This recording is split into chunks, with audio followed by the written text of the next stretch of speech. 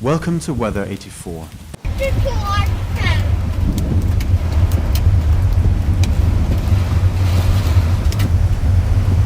Over the course of the last 3 days, very severe rains and widespread flooding have ravaged Malaysia. As a result of these natural disasters, more than 50,000 people have been forced to abandon their homes, and at least 14 people have lost their lives. The flooding has been called one of the biggest natural disasters that the nation has experienced in recent years. Rainfall of 15.9 inches was recorded in Kuantan in the 24 hours leading up to December 18, after the onset of heavy rain on December 17.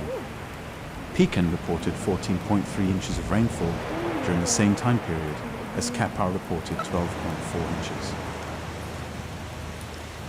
The rains caused rivers to overflow, which flooded numerous metropolitan areas, destroying houses and automobiles, and stranding hundreds of drivers who were unable to get to their destinations.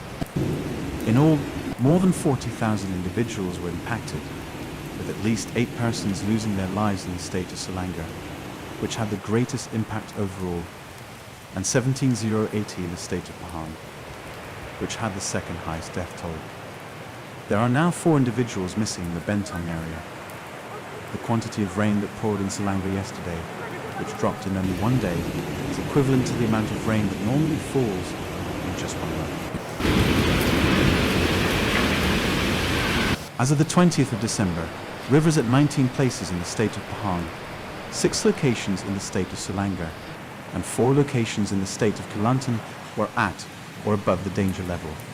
The rain was brought on by Tropical Depression 29, which made landfall on the evening of December 16 in a region of the Kemuman district in the southern Terengganu state, located in the northeastern part of Peninsular Malaysia.